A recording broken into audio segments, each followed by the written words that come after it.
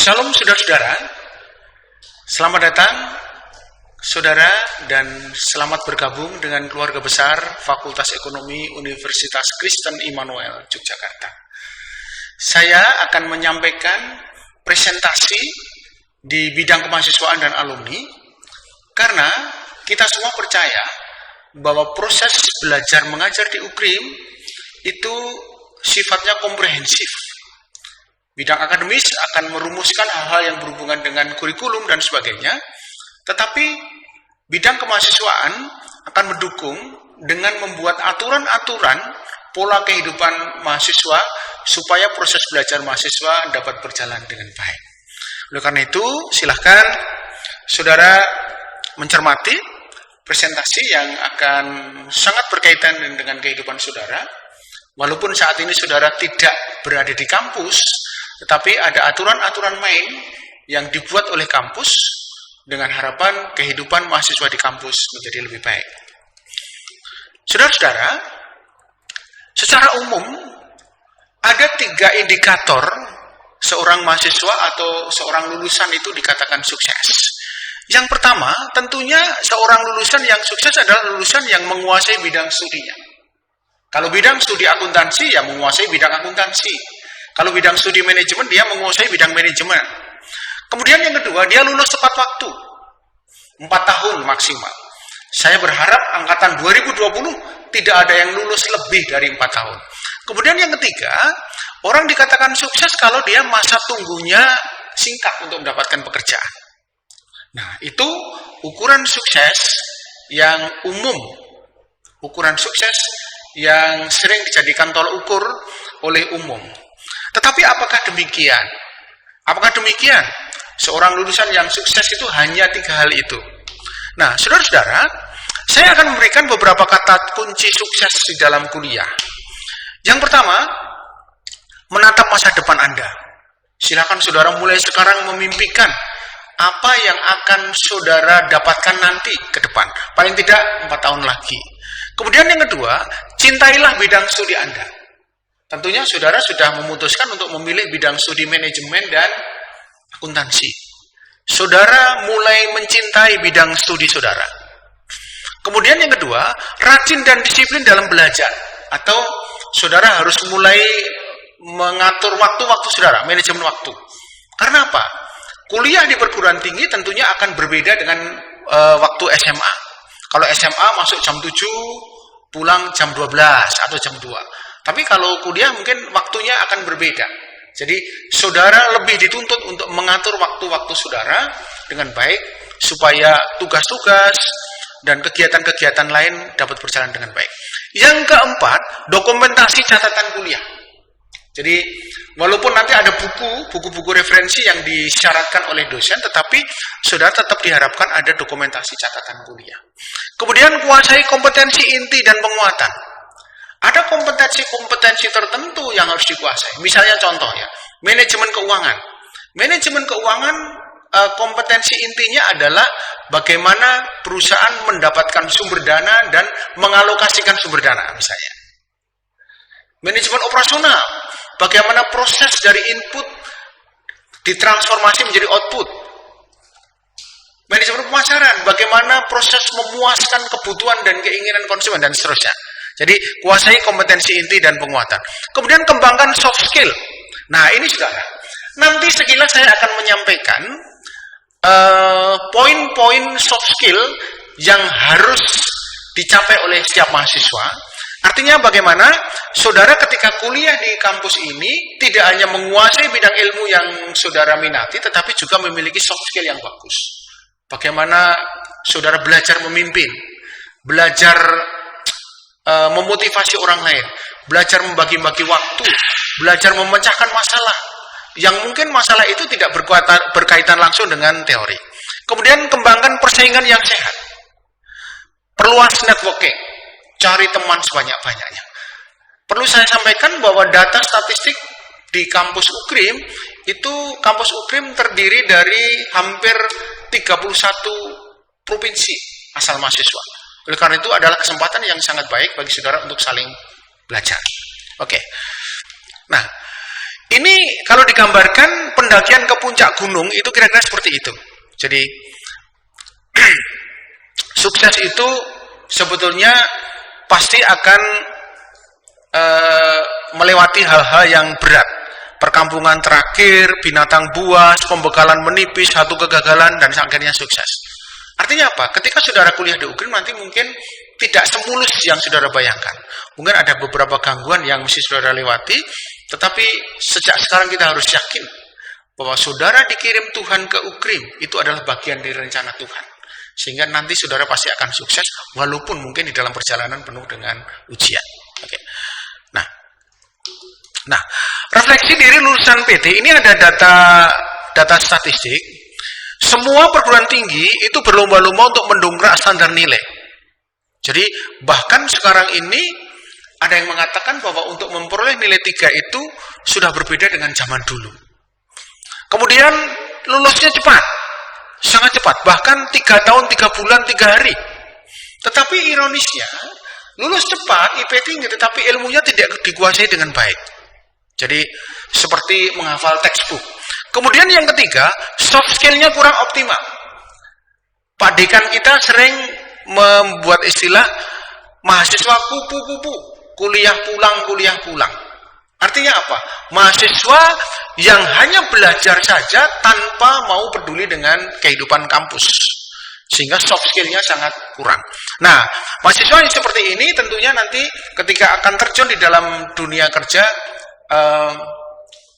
belum terlalu siap. Ya, belum terlalu siap. Ya. Nah, ini adalah gambar bagaimana kita membangun SDM yang tangguh. Dan UGRIM berada di sini. Jadi soft skill, hard skill, ICT skill, English skill. Yang didukung dengan etika, moral, dan nilai-nilai. Nilai-nilai yang kita jadikan dasar adalah nilai-nilai Kristus. Oke. Nah, hard skill, indikator output lulusan minimal tercermin dalam IPK di atas 3 atau masa studi singkat. Dan ini diharapkan menjadi representasi dari hard skill. Kemudian soft skill. Soft skill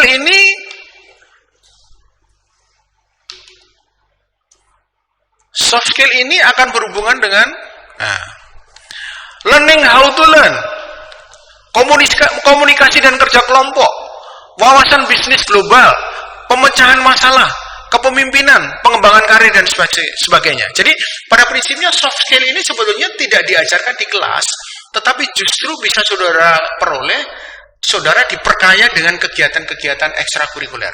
Oleh karena itu, nanti mulai tahun 2019 kemarin, di Fakultas Ekonomi sudah menerapkan sistem point. Jadi tidak ada lagi mahasiswa yang hanya kuliah saja, tidak pernah mengikuti kegiatan ekstrakurikuler. Nah, ini kalau digambarkan program per semester, mulai dari ospek atau PK2MB sampai kepada wisuda.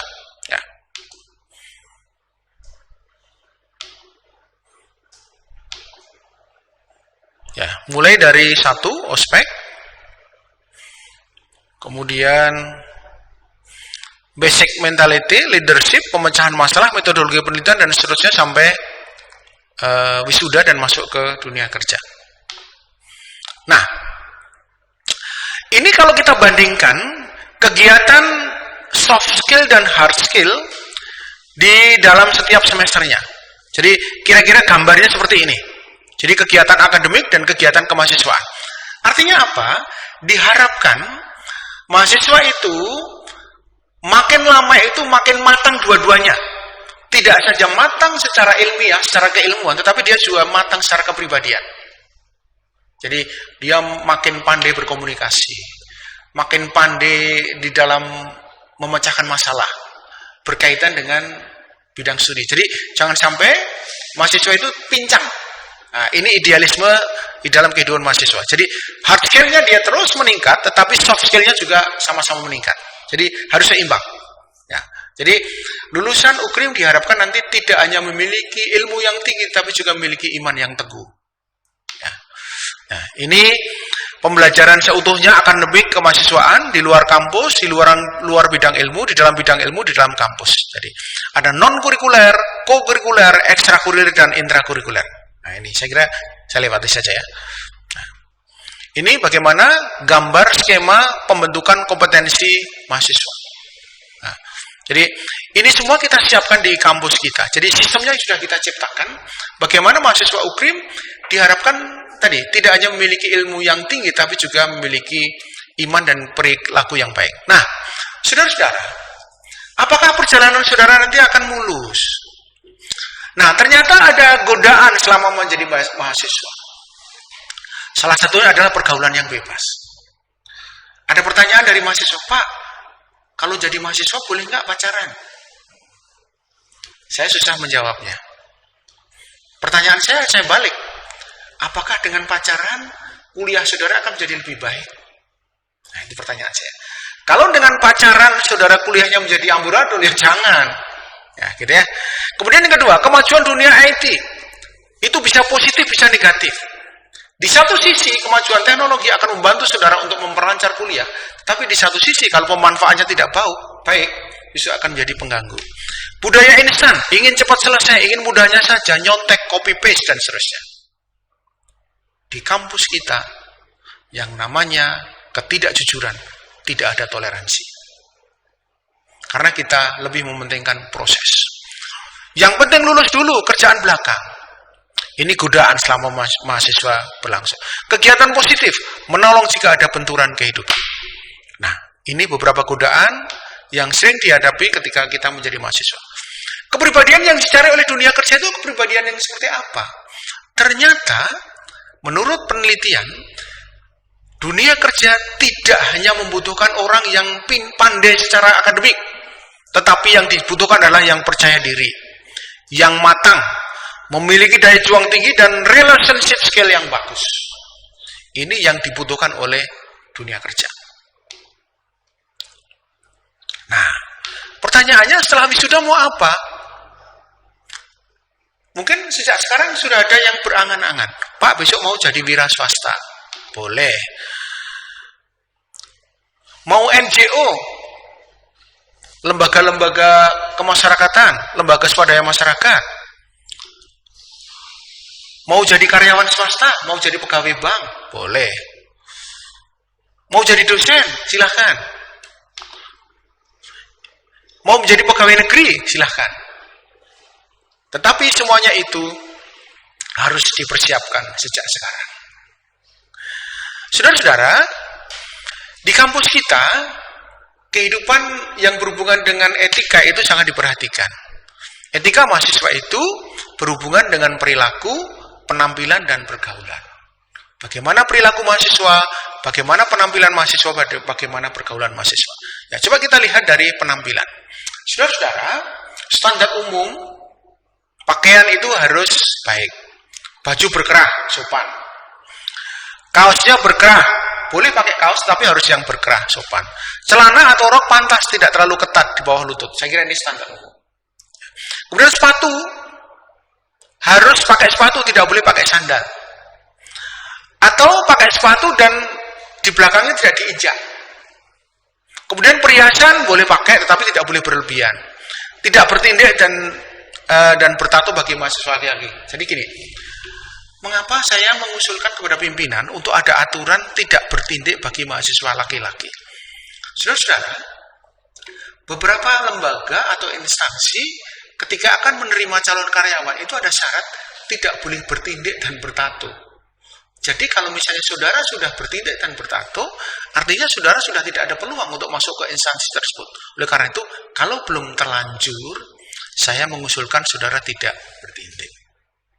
Kemudian rambut tidak gondrong bagi mahasiswa laki-laki dan mahasiswa wanita harus rapi. Ya. Yang kedua mengenai pergaulan.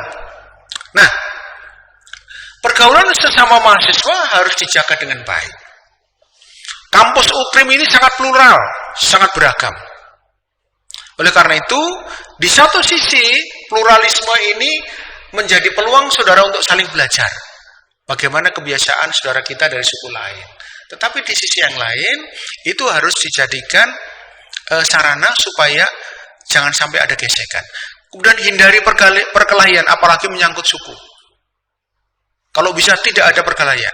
Selesaikan setiap persoalan dengan baik, bisa melibatkan dosen. Persoalan yang tidak bisa diselesaikan oleh kampus akan diserahkan kepada aparat penegak hukum. Ada konsekuensi. Sudah banyak contoh beberapa mahasiswa yang terpaksa diserahkan ke jalur hukum karena tidak bisa dimediasi oleh pihak kampus. Nah, ini ada contoh gambar pacaran boleh nggak Pak? Boleh nggak pacaran? Atau justru saudara sudah ada yang punya pacar dari SMA? Kalau saya termasuk dosen yang sangat kuno mungkin ya, pacaran boleh, tetapi tetap harus sesuai dengan norma-norma pacaran yang bertanggung jawab. Ini ada contoh akibat pacaran yang salah. Saya sangat sedih ketika harus menangani mahasiswa yang terpaksa cuti karena hamil. Tanggung jawab saya sebagai dosen sangat berat ketika harus menyelesaikan masalah ini. Oleh karena itu saya wanti-wanti kepada saudara, silahkan berpacaran, silahkan bergaul, tetapi jangan sampai melanggar norma-norma yang ditentukan. Tawuran no. Selesaikan dengan dialog. Selesaikan dengan baik. Hubungan lawan jenis, bolehkah pacaran? Ingat, tugas saudara adalah sekolah. Ingat orang tua saudara. Saudara jauh-jauh dari keluarga datang ke Jogja. Mungkin kalau besok sudah di Jogja. Jangan kecewakan keluarga. Ya. Nah, itu beberapa hal yang berhubungan dengan kehidupan mahasiswa. Nah, saudara-saudara, kebetulan saya juga diberikan tugas untuk menyalurkan beasiswa.